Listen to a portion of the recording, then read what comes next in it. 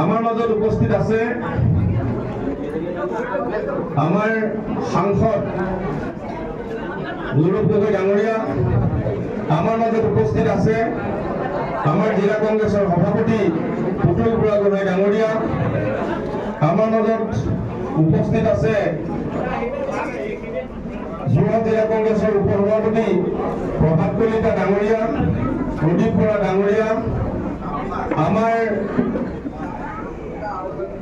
যোৱাবাৰৰ দেৰগাঁও প্ৰাৰ্থী বাণী হাজৰিকা ডাঙৰীয়া, আমাৰ জেনাৰেল সেক্ৰেটাৰি যোৰহাট জিলা কংগ্ৰেস উমানন্দ দেৱ ডাঙৰীয়া, আমাৰ মাজত উপস্থিত আছে অসম জাতীয় পৰিষদৰ তিয়ক সমষ্টিৰ সভাপতি আনন্দ চন্দ্ৰ দাস ডাঙৰীয়া, অসম জাতীয় পৰিষদ যোৰহাট জিলা সভাপতি দণ্ডধৰ হাজৰিকা, আমাৰ মাজত উপস্থিত আছে বিশিষ্ট ব্যক্তি বিনীত বৰা ডাঙৰীয়া, আমাৰ মহিলা কংগ্ৰেসেৰ সভানেত্ৰী বন্তি গন্ধিয়া ডাঙৰীয়ালৈকে প্ৰমুখ্য কৰি সকলোকে সম্বোধন কৰিবলৈ দিগদাৰ হ'ব। আমাৰ যোৰহাট জিলা কংগ্ৰেছৰ বিষয়ববীয়াসকল, ব্লক কংগ্ৰেছৰ বিষয়ববীয়াসকল, মণ্ডল কংগ্ৰেছৰ বিষয়ববীয়াসকল, আমাৰ ভেকৰগাঁও ব্লক কংগ্ৰেছৰ সকলো কৰ্মী আমাৰ উপস্থিত আছে। মই সকলোকে আহিছোঁ। আমি প্ৰথমে সম্বৰ্ধনা জনাব বিচাৰিছোঁ আমাৰ মাজত উপস্থিত মৰমৰ সাংসদ গৌৰৱ গগৈ ডাঙৰীয়াক। তেখেতক এটি ফুলৰ ফুটাৰে সম্বৰ্ধনা আৰু এখনি ফুলাম গামোচাৰে সাদৰ সম্বৰ্ধনা জনাবৰ বাবে মই অনুৰোধ জনাইছোঁ। ভেকৰগাঁও ব্লক কংগ্ৰেছৰ হৈ আমাৰ জেনাৰেল সেক্ৰেটাৰি দীপক শইকীয়া আৰু ৰাজীৱ বৰালৈ সম্বৰ্ধনা জনাইছোঁ। ইয়াৰ পাছতে আমাৰ মাজত উপস্থিত আছে আমাৰ যোৰহাট জিলা কংগ্ৰেসেৰ সভাপতি পুতুল বুঢ়াগোহাঁই ডাঙৰীয়া। তেখেতকো এখন ফুলাম গামোচাৰে আদৰণি জনাবৰ বাবে মই অনুৰোধ জনাইছোঁ।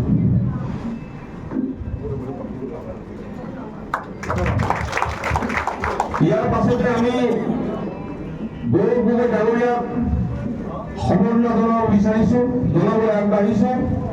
আমাৰ ভেকৰগাঁও ব্লক কংগ্ৰেছ কমিটিৰ অন্তৰ্গত যোৰহাট জিলা কংগ্ৰেছৰ যিসকল বিষয়ববী আছে তেখেতসকলক মই প্ৰথমে সম্বৰ্ধনা জনাবৰ বাবে অনুৰোধ জনাইছোঁ।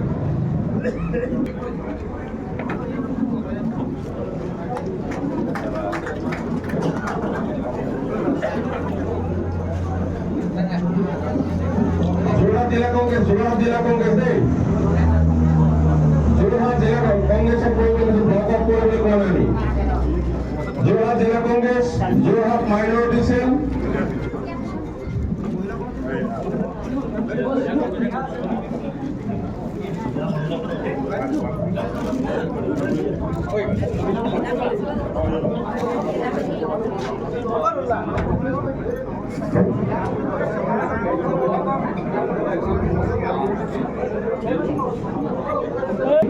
সম্বৰ্ধনা জনাবৰ বাবে আমি অনুৰোধ জনাইছোঁ।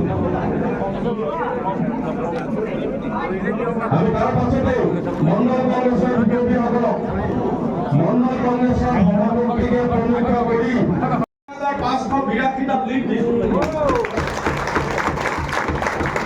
আমাৰ 15খন মণ্ডলত 2খনত আমি অলপ মাইনাছ হ'ল। তাৰ বাহিৰে আমি গোটেই কিয় সমষ্টিটো নতুন কিয় আমাৰ পৰা লিড দিছোঁ। গতিকে মই এই আপাহতে সকলো মণ্ডল কংগ্ৰেছ সভাপতিক যথেষ্ট তেখেতসকলে কষ্ট কৰিছে। আমাৰ ব্লক কংগ্ৰেছৰ বিষয়ববীয়াসকলে যথেষ্ট কষ্ট কৰিছে। বুথ কংগ্ৰেছৰ বিষয়ববীয়াসকলে যথেষ্ট কষ্ট কৰিছে। মহিলা কংগ্ৰেছৰ বিষয়ববীয়াসকল, ব্লক মহিলা কংগ্ৰেছ আজি দেশৰ পৰা ব্লক কংগ্ৰেছ দ্বাৰা আয়োজিত এইখন অনুষ্ঠানত উপস্থিত থকা যোৰহাট জিলা কংগ্ৰেছৰ সভাপতি পুতুল বুঢ়াগোহাঁই ডাঙৰীয়া, উপস্থিত থকা ব্লক কংগ্ৰেছৰ সভাপতি মনজিৎ চাংমাই ডাঙৰীয়া, উপস্থিত থকা জিলা মহিলা কংগ্ৰেছৰ সভানেত্ৰী বন্তি গঙ্গীয়া বাইদেউ, উপস্থিত থকা যোৱা বিধানসভা নিৰ্বাচনত দেৰগাঁও সমষ্টিৰ পৰা আমাৰ দলীয় প্ৰাৰ্থী কানিক হাজৰিকা ডাঙৰীয়া, প্ৰভাত কলিতা ডাঙৰীয়া, মঞ্চত উপস্থিত থকা বিশিষ্ট ব্যক্তিসকল, জিলা কংগ্ৰেছ, ব্লক কংগ্ৰেছ, মণ্ডল কংগ্ৰেছৰ বিষয়ববীয়াসকল, NSY, যুৱ কংগ্ৰেছ, মহিলা কংগ্ৰেছৰ বিষয়ববীয়াসকল, বুথ কমিটি, মণ্ডল কংগ্ৰেছৰ বিষয়ববীয়াসকল আৰু দলীয় সতীৰ্থসকল, ইতিমধ্যে আপোনালোকে এইখন সভাৰ ভিতৰত মোক গামোচা পিন্ধালে, শুভেচ্ছা জ্ঞাপন কৰিলে। কিন্তু বাস্তৱভাৱে মুখে আপোনালোকক গামোচা পিন্ধাব লাগে। আজি এই নতুন তিয়কত আমাৰ নিৰ্বাচন যথেষ্ট জটিল আছিল। আমাৰ দলৰ বহুত মানুহখিনি বহুত সময়ৰ পৰা আমাৰ দলৰ বাহিৰত আছিলে। কিবা কাৰণত আমাৰ দলৰ পৰিস্থিতি বা পৰিৱেশটো বেয়া পোৱা কাৰণে তেওঁলোকে আমাৰ পৰা আঁতৰত আছিলে। কিন্তু আজি যেতিয়া মই ভোটটো দেখিছোঁ যে কেনেদৰে ভোটদান হৈছে, প্ৰত্যেক মণ্ডলত আমি যে বিজয় লাভ কৰিছোঁ তাৰ মূল কাৰণটোৱে হৈছে যে পুৰণা আৰু নতুন কংগ্ৰেছ একগোট হৈ গৈছে। তাৰ মূল কাৰণ হৈছে যে যিখিনি মানুহ যিসকলে কিবা কাৰণত আমাৰ পৰা আঁতৰত আছিলে তেওঁলোকে ঘূৰি আহিলে আৰু নতুনকৈ বহুত মানুহে আমাক যোগ কৰিলে আৰু লগতে আমাৰ বিৰোধী মঞ্চৰ বিভিন্ন দলৰ সতীৰ্থসকলে আমাক সহায় কৰিলে, যাৰ ফলত এইখন ব্লকৰ পৰা প্ৰায় 14,500 ভোটৰ ব্যৱধানত আমি জয়লাভ কৰিছোঁ। মই শুভেচ্ছা দিবলৈ বিচাৰিছোঁ মোৰ যোৱা আমাৰ পুৰণা দেৰগাঁও সমষ্টিৰ যিখিনি মণ্ডল দেশৰগড়া ব্লকৰ অন্তৰ্গত আছে, আপোনালোকে মোক 3বাৰকৈ জিকাই দিছে আৰু জিকাইছে আকৌ মণ্ডলে মণ্ডলে। যোৱাবাৰ কিয় নহ'ব বুজি পোৱা নাই, কিন্তু আপোনালোকে এইবাৰ হেট্ৰিক মাৰিছে। তো মই আমাৰ দেশৰগড়া ব্লকৰ যিখিনি মণ্ডল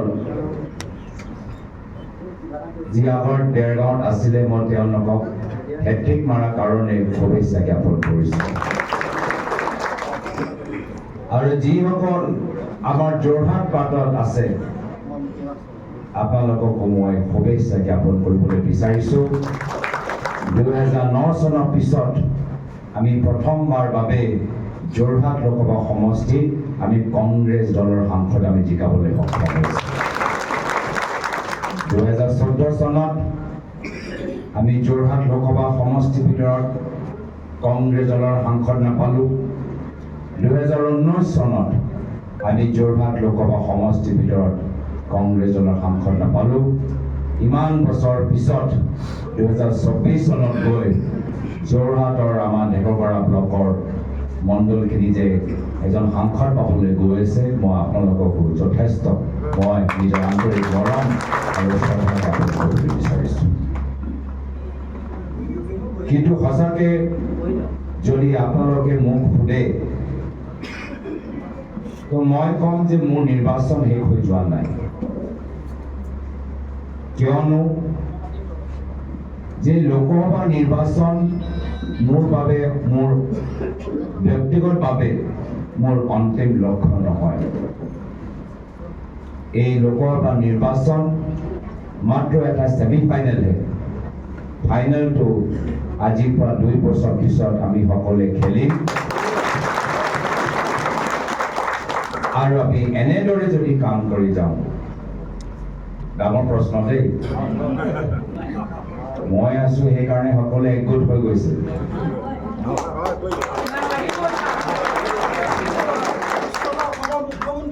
না না, আপোনালোকৰ একগোটটো মই কৰাব নোৱাৰিম, আপোনালোকে নিজে সিদ্ধান্ত লৈ একগোট হৈ গৈছে। যিদৰে আপোনালোকে একগোট হোৱাৰ কাৰণে আমি প্ৰত্যেক মণ্ডলত জয়লাভ কৰিছোঁ, আপোনালোকে একগোট হৈ থাকিলে অহা ফাইনেলত আমি খেলিম আৰু আমি জিকিম।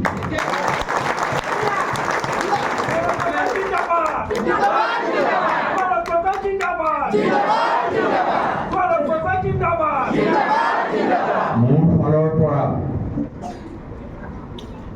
কি কৰিবলগীয়া আছে মই কৰিম, কিন্তু আপোনালোকক একগোট কৰা দায়িত্ব মই ল'ব নোৱাৰোঁ। মই ইয়াতো এইবাৰো কষ্ট কৰিছোঁ, য'ত আপোনালোকে বিচাৰিছে গৈছোঁ, কিন্তু একগোট আপোনালোকে নিজে নিজে হৈছে। হয়, আমাৰ নিজৰ মাজত ভাল পোৱা বেয়া পোৱাটো স্বাভাৱিক।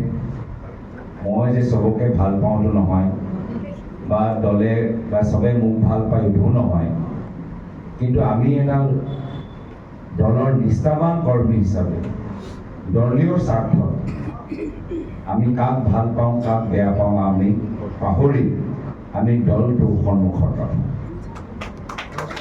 আৰু ৰাইজে সেইটোৱে বিচাৰে, সমৰ্থকসকলে সেইটোৱে বিচাৰে। কংগ্ৰেছ যে বৰ্তমানৰ সময়ত ইয়াৰ এই নিৰ্বাচনৰ পূৰ্বে যে আমাৰ পৰিস্থিতি আছিল, এই পৰিস্থিতিৰ মূল কাৰণটোৱে হৈছে যে ৰাইজে আমাক একগোট হৈ দেখা পোৱা নাই। ৰাইজে আমাক বিভিন্ন শিবিৰত ভাগ ভাগ হোৱা দেখা পাইছে আৰু সেইকাৰণে ৰাইজৰ আমালোকৰ ওপৰত আস্থা অলপ কমি গৈছে। কংগ্ৰেছে নিজৰ মাজত কাজিয়াহে কৰি থাকে, ইটো শিবিৰ সিটো শিবিৰ, ইটো শিবিৰ সিটো লবি সিটো লবি। কংগ্ৰেছেহে হেৰায় এনেকুৱা ধৰণৰ কথাবোৰ। কিন্তু এটা ডাঙৰ সুযোগ আমি এতিয়া পাইছোঁ। এই সুযোগটো হৈছে যে এই বেমাৰীটো আমাৰ দেহৰ পৰা ওলাই এতিয়া বিজেপি দলত সোমাইছে।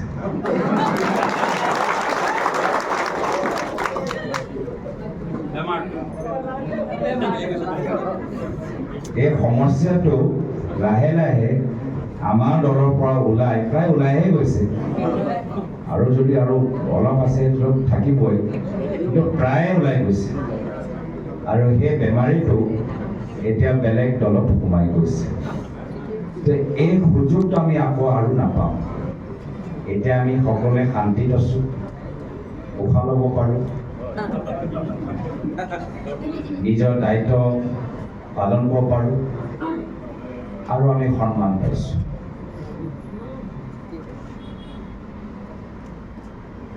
আৰু মই বিভিন্ন সাংবাদিকসকলক লাহে লাহে কওঁ যে এই নিৰ্বাচনৰ ভিতৰত নিশ্চয় আমাৰ দলৰ কৰ্মীখিনি যথেষ্ট কষ্ট কৰিছে। নতুন ভোটৰ যথেষ্ট সংখ্যা আমি ভোট পাইছোঁ, মহিলাখিনি আমাক যথেষ্ট সহায় কৰিছে। কিন্তু এতিয়া লাহে লাহে মোৰ নিজৰ ৰহস্যটো বুজাইছোঁ। এটা ডাঙৰ কাৰণ আমাৰ বিজয়ৰ হৈছে এই বিজেপি ভিতৰত তেওঁলোকৰ বিসম্বাদ। আৰু এনেধৰণৰ পৰিস্থিতি যদি চলি থাকে তেতিয়া আজিৰ পৰা 2 বছৰ পিছত মানুহে ক'ব এই বিজেপি সৰালে। তো সেইকাৰণে এই সুযোগ যে অহা 2 বছৰ ভিতৰত আমি পাম, আকৌ ঘূৰি আহে নে নাহে আমি ক'ব নোৱাৰোঁ। আৰু সেইকাৰণে অহা বিধানসভা নিৰ্বাচন যথেষ্ট গুৰুত্বপূৰ্ণ।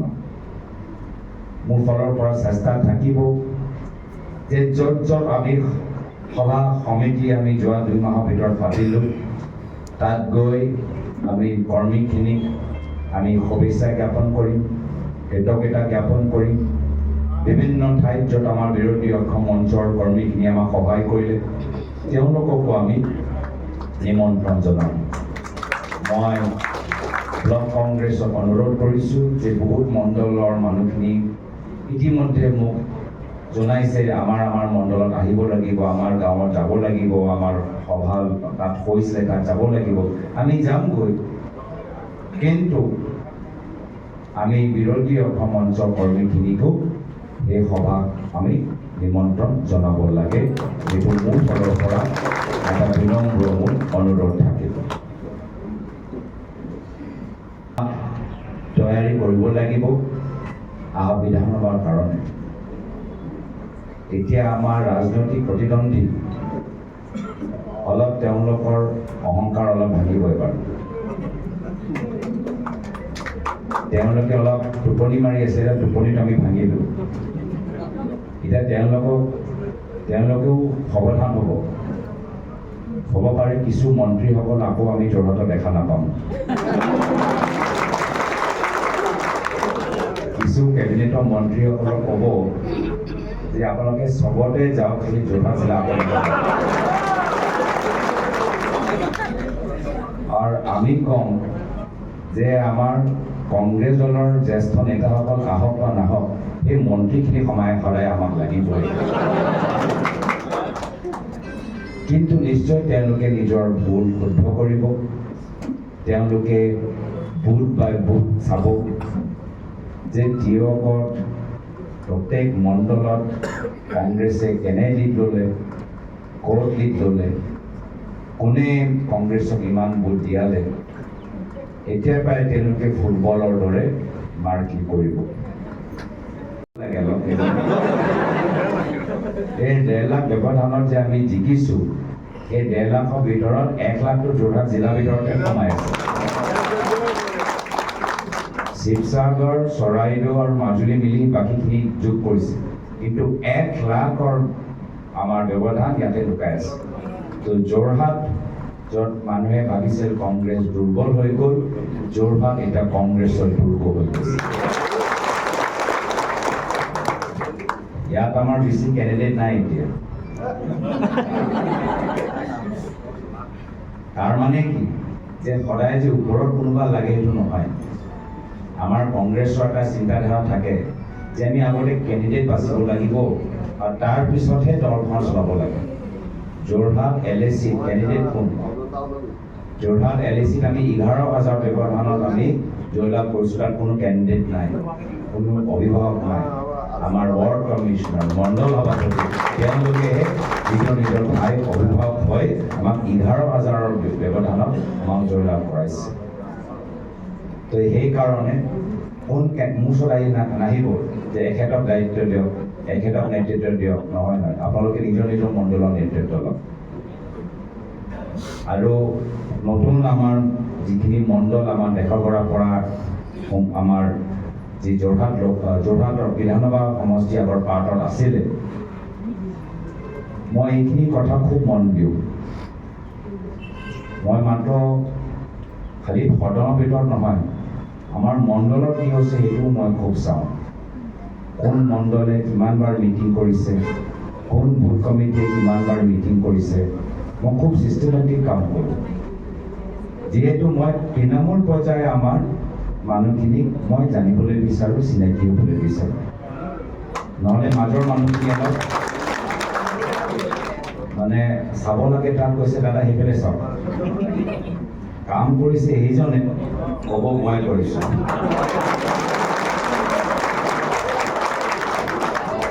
তেওঁলোকক দুখ নিদিওঁ, ৰাজনীতি থাকেই আৰু কংগ্ৰেছৰ বিষয়ে থাকেই, মই দুখ নিদিওঁ, ৰাজনীতি কৰিবও লাগে। কিন্তু মই যে বিভ্ৰান্তিত নপৰোঁ সেইকাৰণে মই নিজে গৈ মই পৰ্যালোচনা কৰিম আৰু নিজে গৈ মই অধ্যয়ন কৰিম।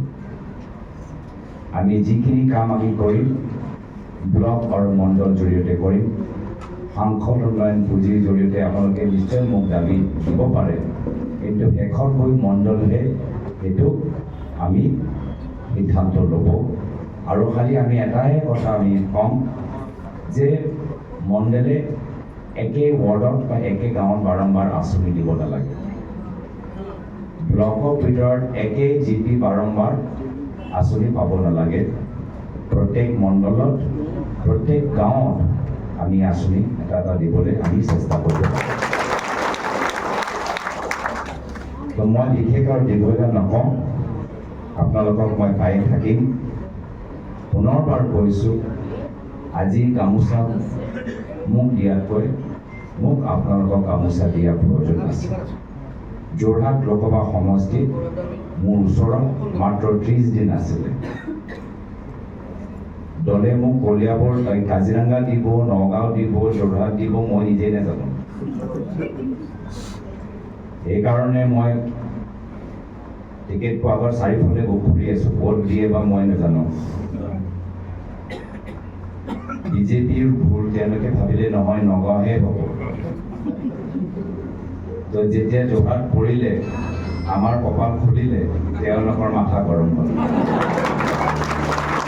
আৰু এনেকুৱা গৰম হ'ল যে বাৰম্বাৰ একে ভুল কৰি থাকিলে উৰুকা দিনত কোনোবাই মুখ্যমন্ত্ৰী আহি মহিলাখিনি বঢ়াই উৰুকা দিনত সন্ধিয়া সময়ত বাজাৰত মহিলাখিনিক খোৱা দৰাই নেকি কওকচোন। মই তেতিয়াই বুজি গ'লোঁ যোৰহাট আমি জিকিলোঁ। তো মই আপোনালোকক পাইছোঁ, ভাল লাগিছে। পুনৰবাৰ হেট্ৰিক মাৰা দেৰগাঁৱত মই শুভেচ্ছা জ্ঞাপন কৰিলোঁ।